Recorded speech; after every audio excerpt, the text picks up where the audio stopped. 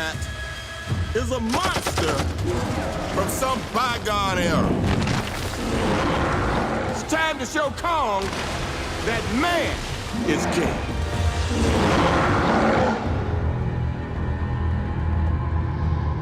Kong is such a huge part of the mythology of cinema, and it tells this incredible story of man versus nature.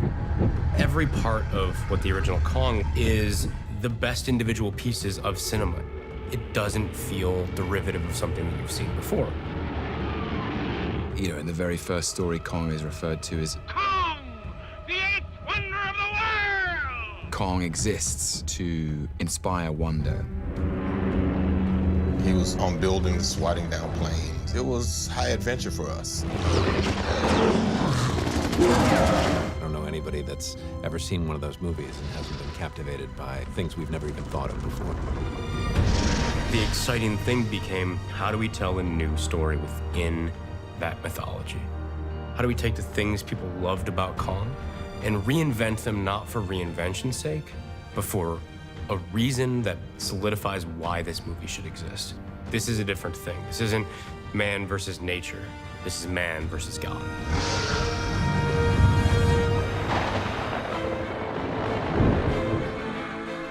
Jordan has an extraordinary visual imagination. Good, reset. He was sending me concept art that he was coming up with, and he's conceived of it in his mind in a very brave and bold and original way. And when the question was proposed of, hey, we want to make a new Kong movie, my first response was, why? Why do that? The 1933 movie is incredible. It is film history. Peter Jackson's version is an incredible remake of that Beauty and the Beast story. And for the first time, we don't want to tell the Beauty and the Beast story.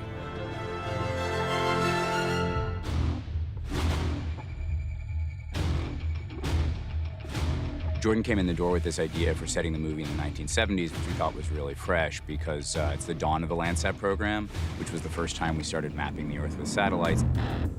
Ready for seismic charges. There was still a sense that out there and beyond the far reaches of the world, there may be places we didn't yet know. The early 70s was still a time when, like, the hippies believed that, you know, the world was going to change, and there was an innocence to that time that I think is perfect. Perfect way to approach the story. Mark my words.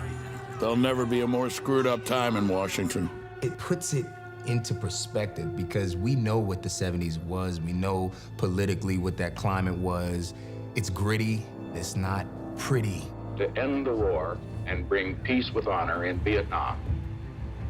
It allowed for us to play with a bunch of characters coming out of the fog of the Vietnam War and going into this new, uncharted, dangerous place and contending with a place that's far more dangerous than the conflict they just left.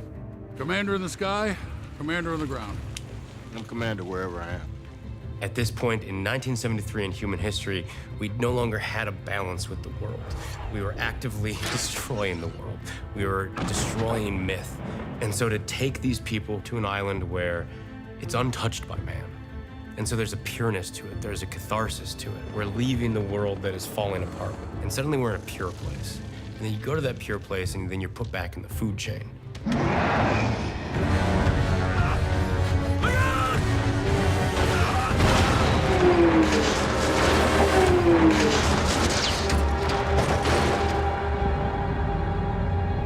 In this iteration, Kong is being reconceived as a myth come to life.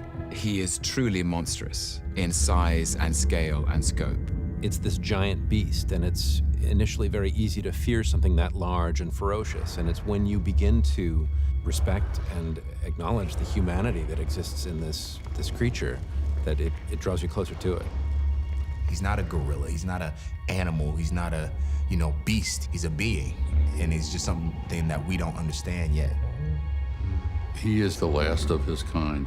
He serves a very necessary function on the island because he keeps the other creatures at bay, and there's a balance there, and that's Kong. Kong is king. I mean, he's the biggest thing on this island, and yet he defends when he needs to, but for the most part, he's actually a quite peaceful character. Kong as a character had a bit of empathy and a bit of pathos. And you saw a childlike quality in it. You saw his brain ticking. Kong's a pretty good king. This is his home. We're just guests here. The journey of Kong in Skull Island is that he goes from being a figure of terror, an alpha predator who seems to be a destructive threat, but he becomes an emblem of the natural order. Kong is God on this island. He's the only thing keeping them lizard things in the ground. He's right, Colonel. We can't kill Kong. And that other creature, that's the threat. You have the military in one camp and you have the scientists on the other. When they do eventually crash and end up trapped on Skull Island, you see how the different skill sets from each group kind of come into play. You are going to tell me everything I don't know, or I'm going to blow your head off. Everyone has a different agenda, and I think we represent the different facets of humanity in our approach to controlling the unknown and dealing with fear. Then it's about how the different people reconcile this thing to be a higher power. That's what became exciting. And that's why it's important that our Kong is that tall and that big, because it carries a weight to it. It carries a grandiose quality where you look at a speck of a human in the shadow of the Colossus.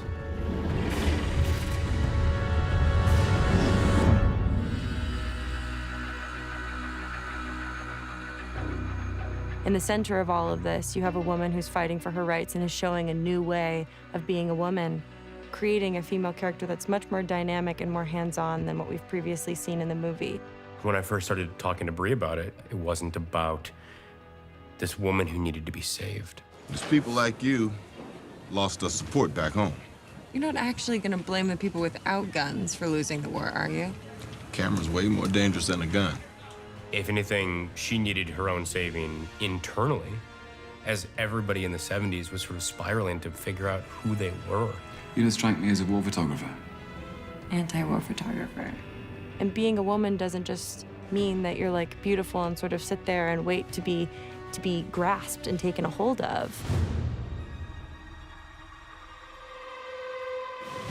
Women are right there on the line, on the ground, making it happen and working just as hard as the men are, but there's still an energy there that's feminine and that is working with it. Get down! She has no weapon. She's just interested in photographing the truth. We made a conscious choice with this movie that I wouldn't have any weapon through this, because I do feel like although she's grappling with what the camera means to her, she's trying to find a fragment of it to take back, to be able to share and make a change in the world. And she hopes that with the power of these photographs, there will be a way to protect these things instead of constantly feeling like the answer is war.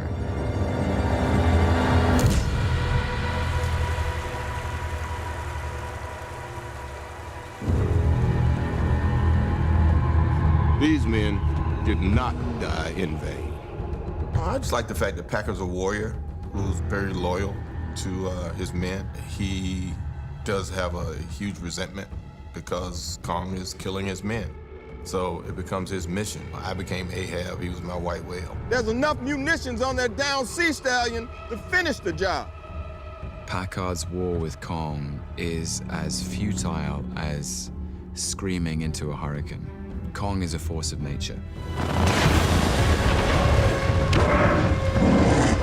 We're going down! Hang up, Reeves, I'm coming!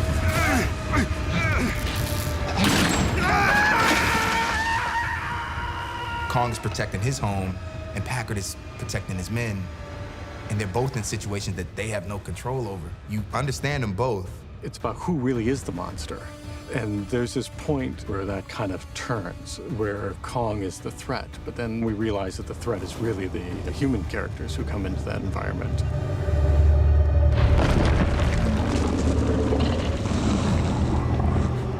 I think all of these characters, to some degree, are kind of dented cans trying to figure themselves out. I like characters with imperfections. I think that flawed characters and the flaws of characters are what make them memorable. Die, you motherfucker.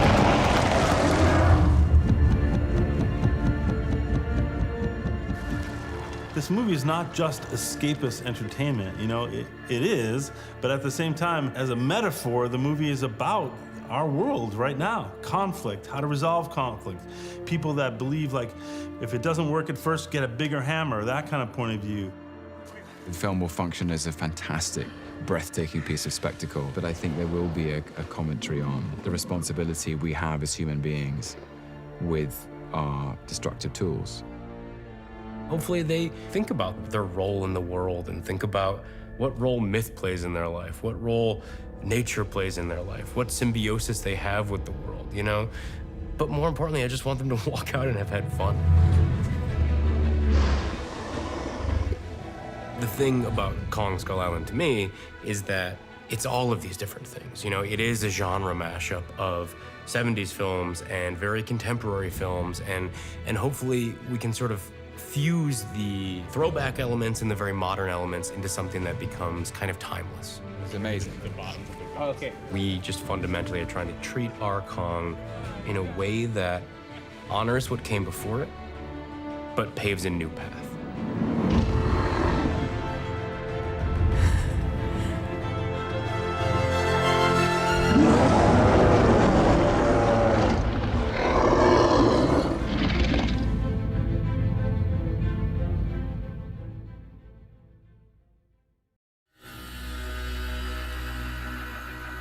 Ladies and gentlemen, welcome to Skull Island.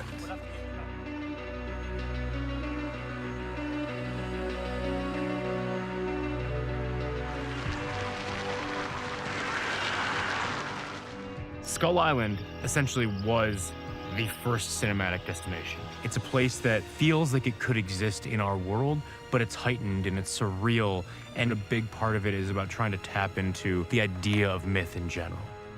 Jordan was very keen that Skull Island should be made up of places on this planet. He didn't want to recreate Skull Island in a studio with lots of green screen and paint the island in digitally. He wanted to go to real-world locations. Pretty great, man.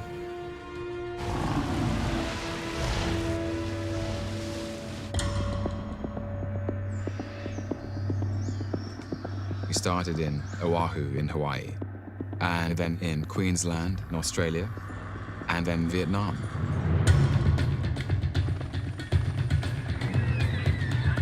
In order to create our Skull Island, we went all over the world to try and find places that you hadn't seen on screen before. To really ground people and ground my actors in a space where it felt tactile and real.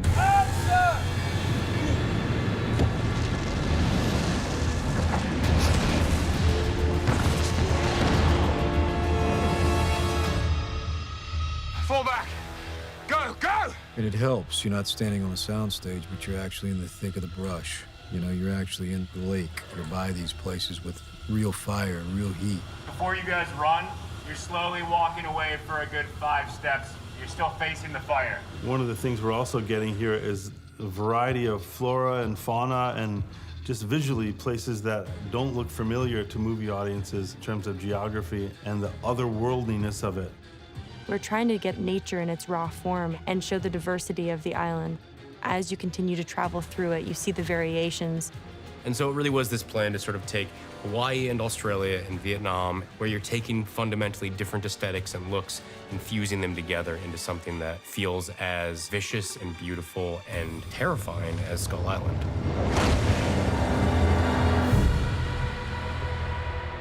Reassembling the crew in 3 different countries is a lot, but they're going the extra mile with this one to really give us some dazzling visual imagery. Hawaii is almost like a natural soundstage, and you take advantage of that. And then the trick to Hawaii is, well, everyone's shooting in Hawaii. How do you make it unique?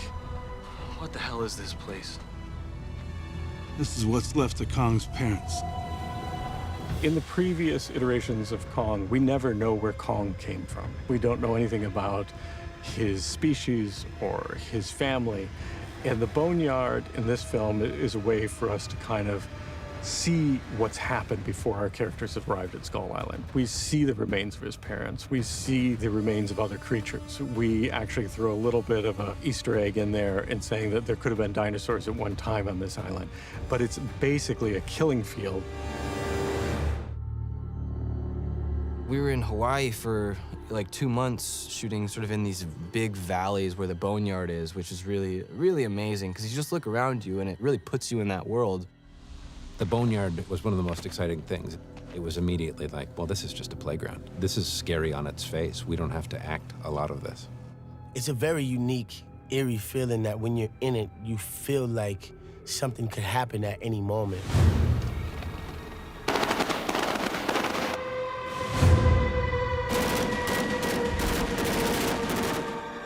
You're not faking anything. You're really there, and they built these massive structures, and you're really in a giant boneyard. But it definitely puts you in the character's shoes, for sure. We have our A bones and our A pieces. They're sculpted and taken as far as we can take them. Then we have B bones and ribs that are just sculpted to be light and fabricated, moved around. Do we want to see this in any specific orientation? Just the fact that you see some ribs, like maybe like cresting out. We have a lot of cow, buffalo bones, then a lot of just random skeletons. Yeah, it was unbelievable what they developed. They had what I hope weren't human bones, but they sure look like them, but just all kinds of crunchy stuff to walk on. Yeah, wrapping out of Hawaii, and the King Kong bus moves happily to Australia.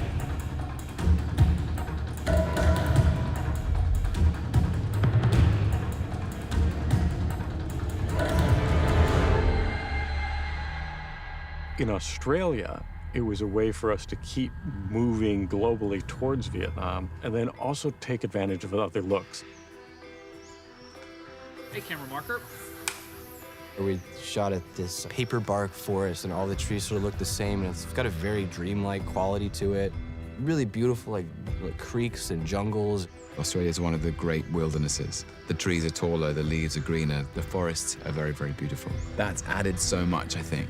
You know, shooting on Gold Coast was fantastic because there's such a variety of different environments. From a near desert look to dense jungle to rocky outcroppings, but also the stage facilities at Village Roadshow were really fantastic for us. This is 15 feet deep. Cool. How deep am I going when I fall? All the way? Well, we have the ability to take you all the way, but I think if we can get kind of 6 to 8 feet, golden. Okay? All right, great. Cool.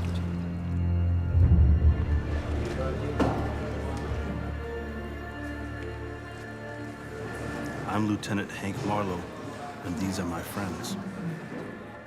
As far as the different looks of the iwi, they had said that a lot of ships would be shipwrecked on the island. So you would have a lot of different cultures that would be blended into the tribe. We've tried to have fun and do something different with our villagers on the island. What we've tried to do in this is to, for once, give an island kind of a South Pacific kind of feel and give the villagers kind of a feeling that that's really more of where they are. Looking at all the cultures from around the world, early ones, the thing that stands out is they made their clothes, like they wove the fabric. So it's all hand sewn or tied. The iwi design was something that Jordan came up with very, very early. He started asking that these lines and squares be painted on the iwi and also in the village. I'm just kind of obsessed with pixelated shapes. Those old sort of video game shapes and those hard edges and those 90-degree angles are just kind of embedded in me. And I really liked the idea of creating something that felt very modern, yet old at the same time. And so we discovered this sort of paint pattern to put on the villagers that served multiple purposes. And at first, it just seems like, oh, that's really interesting and that's decorative and that's cool. But then you understand that the paint itself also has a language written within it, and that is their language. One of the ideas was, if you have this language and it's written on the village and you have it written on themselves, there could be a sense for camouflage. I think you want to do this neck and make sure that this is all done, so it looks like it goes off and then off into the... But when you first see the iwi, you don't see them, and then they reveal themselves when they step away from the wall of the village. Where it really works is in Australia. I think we need probably 25% more yellow on each of the guys.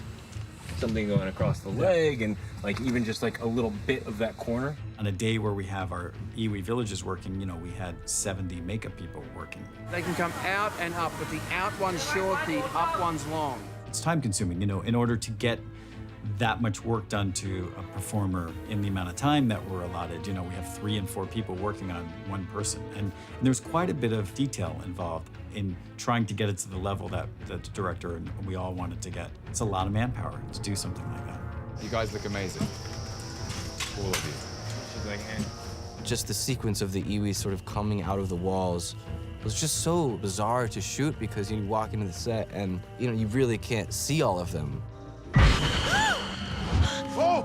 Behind you! Guys! Stop! Whoa! Stop! No need for that. Come on now. Everybody keep your wigs on now. We only see a hint of that Stone Age world when we first meet Marlowe, but the design and the story kind of flowed into Vietnam.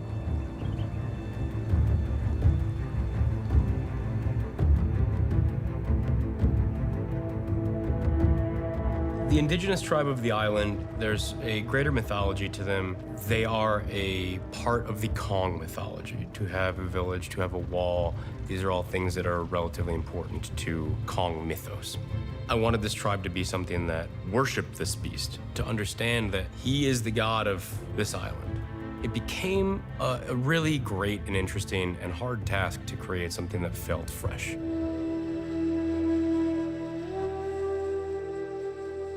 This is a film that's kind of about improvisation.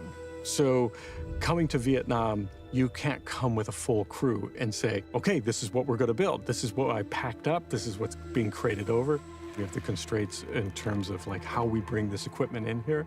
So this village, for instance, was something we'd never really planned on building to this extent.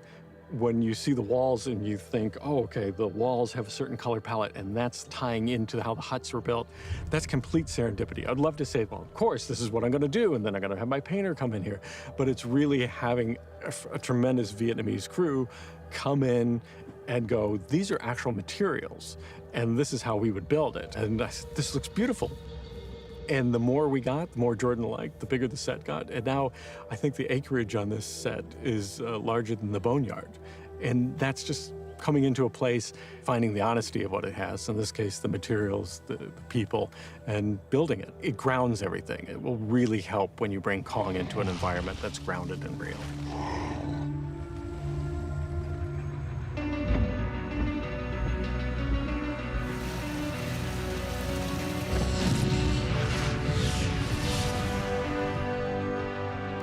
It's crazy. I mean, the places that we've shot are breathtaking. Stuff that once you open your mind to there being monsters around, it's not hard to picture King Kong coming through the jungle. We're getting to see some beautiful places in the world that I would probably never see on my own or never kind of discover. It's a very specific world, but with all these different sort of environments all encompassed in one island, it's been amazing. We're able to take the best jungles from Vietnam, Hawaii, and Australia and merge them into a look that would be completely something that Jordan can own. It really has been, start to finish, a great experience. You actually can't tell which country you're in. You feel like you're on Skull Island the whole time. It really is something to behold. Fire in the hole!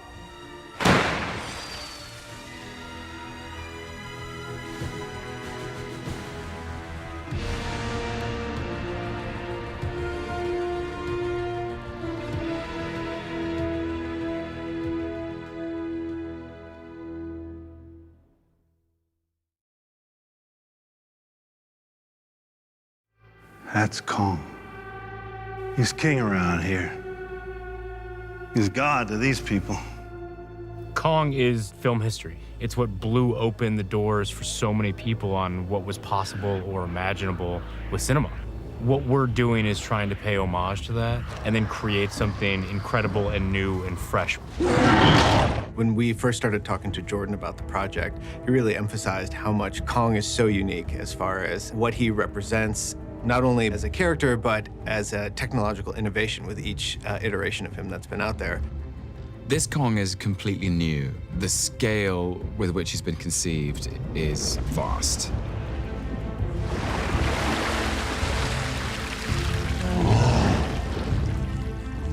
He was just the king of the monster movies and everything else that came with it. So now to have this opportunity to be able to revamp the Kong in a new era of technology, it's incredible. Some of our early animation tests were very primate-centric. Kong walking on all fours, acting like a traditional primate. The director immediately responded with, "Whoa, guys, this character is not a gorilla. This is a evolutionary offshoot between man and gorilla, kind of a Neanderthal." Our Kong is much more of a movie monster. He has gorilla-like anatomy, but everything's pushed to the extreme. He has a much more prominent chin, and his lips are more defined. It meant we really had to blend what we saw in the human reference and what we saw in the gorilla reference. We modeled and showed it to Jordan. He's like, push it further. He really drove back towards a lot of the key elements of that 33 Kong.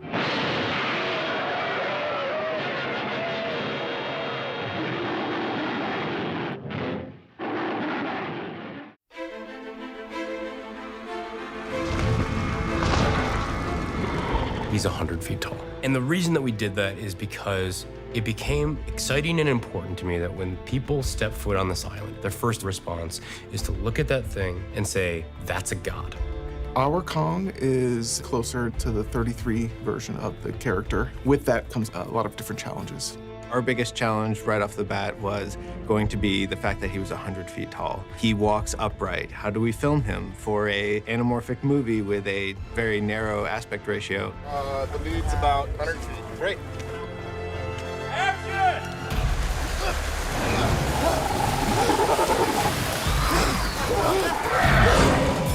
A lot of times we would use a program that we've developed here at ILM called CineView, where you can load up Kong on an iPad.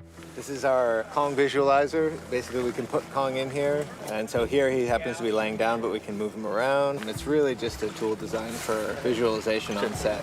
To help poor hampered camera operators figure out what to do. He's probably one of the densest models we've built. I think it was over 500,000 polygons, almost half of the polygons in the face, because in the close-up shots, you see every detail, all the wrinkles. So we wanted to have the resolution in the face. We have shots of Kong that go right into his eye. So we knew that his skin textures and his eyes, they all had to hold up to very, very extreme close-ups.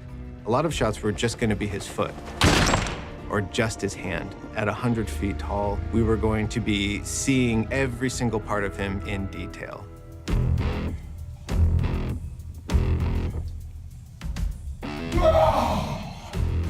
Initially, we did do a couple of capture sessions with Terry Notary and Toby Kebbell, and that was mainly to have the director work with a performer to find who Kong is and get the very fast iterative feedback from those performers who have a lot of experience doing primate performance. Those capture sessions did provide reference for animators to base their shots on. When you transfer motion capture to a 100-foot tall creature, it's a very different thing. And we ended up keyframing a lot of the film. Keyframe animation puts the majority of the responsibility for creating a performance in the animator's hands. We have to give the animators a control system so they can actually animate him. Once we got the animation back, we had a muscle system underneath, so we would simulate those muscles. And then we would have another layer, which is like the skin, which would simulate with the muscles, so you could see the muscles underneath the skin slide around. Like the shoulder blade, you can see shoulder blades move and they slide under the skin. And then, after we had all that, then we would actually have the hair. He's covered by about 19 million hairs. You can sort of do an initial distribution of those through the software, but a lot of the detail styling and sculpting of the hair is all done by hand. You know, we had 2 artists working on it for almost a year, just on getting all the different styles and looks to his hair. Most of our time was actually spent trying to figure out how to mess up his fur. Through the course of the film, he accumulates damage, and also how do we get him wet? And that was something we hadn't really done before with so much fur and water interaction.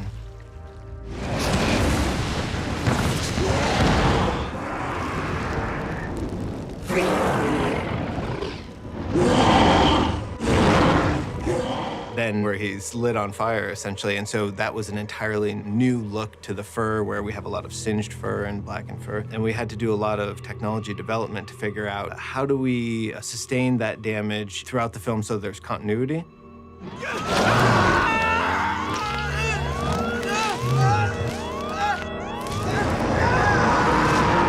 Kong's scale really demands a lot of time to convey a sense of scale, and you also can use that time for these transition moments. The emotional, quiet moments are more difficult and time-consuming to get right than the broad action beats. The options are almost limitless as to how an emotional performance can be delivered. It was important for us to show Kong's transition on the ridge with Brie Larson.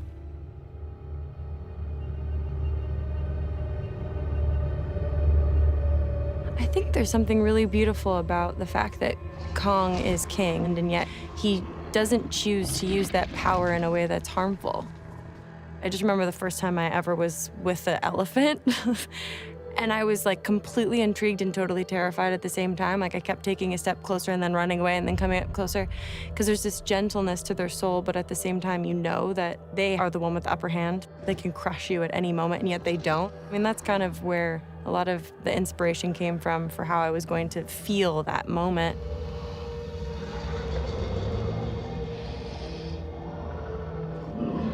The emotional transition on Kong is conveyed all through his eyes. You can see this kind of intensity at the beginning of the scene, and by the end of it, he's going more wide-eyed, almost as though he's tearing up or welling up because of this connection that he's made with the character.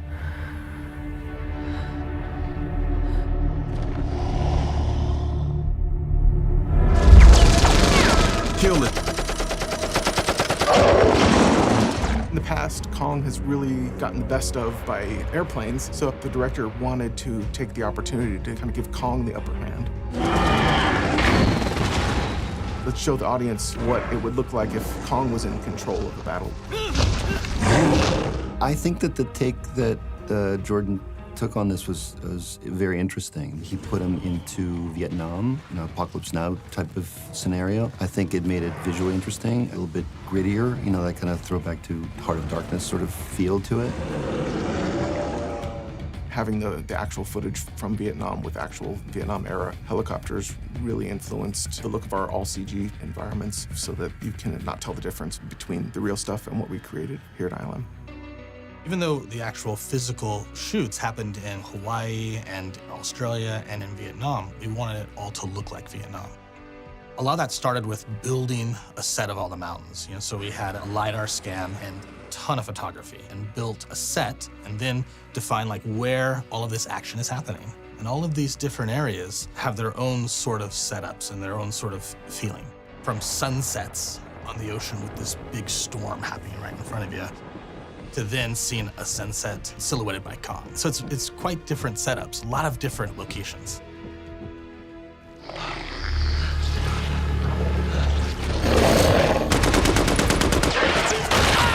The skull crawlers, it was a real challenge to sort of figure out the anatomy of that creature. The director came to us with the idea that the top of his body and the rib cage should be sort of translucent. You could see the bones through it. So normally we will build geometry inside the body to help with the simulation, but they're not meant to be seen.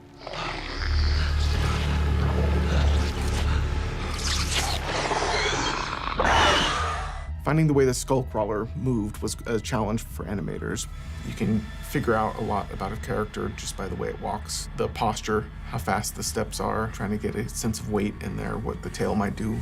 We used a variety of reference, everything from Komodo dragons to deer and buffalo. Surprisingly, the way that deer and buffalo get up, they really thrust their heads forward to get their legs out from underneath them to stand up. So that was a reference we leveraged in the film to help motivate the Skullcrawler's performance. From a design perspective, they're creepy, and that's exactly what they need to serve in a story, so that later, when the mama comes out, okay, this is a formidable foe for Kong. For a baby, the Skullcrawler was still 40 feet tall and about 100 feet long. The mama was essentially twice as big, so 80 feet tall and 200 feet long. A lot of the focus was on making sure that it felt like this creature could take on Kong.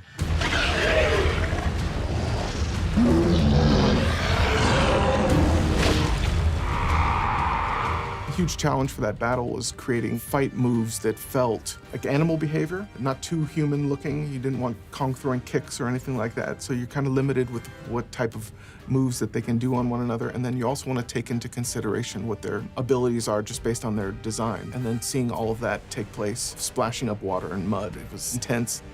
The creatures are throwing each other into mountains and throwing each other into the water. You have to make the environment live up and be something that's suitable for this to happen. That integration with water and the characters happens within the effects department. We, in the environment group, since we're creating everything that happens outside of that center stage, we have to work really closely with those guys to make sure that our water lines line up. With two creatures, there was a constant having to work out how to get them to interact with the environment properly. To make it look real, it takes quite a bit of effort. The complexity of what's in each of the shots was extraordinary. Every shot is really designed for maximum impact.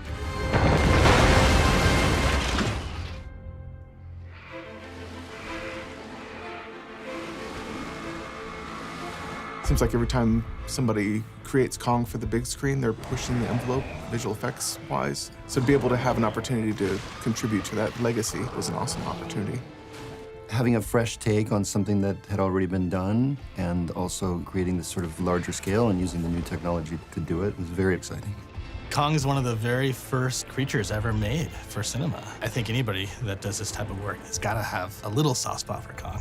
For anybody growing up a fan of visual effects, you know that every Kong film has been a huge technological advancement along with, creating this great character. Kong is a part of film history.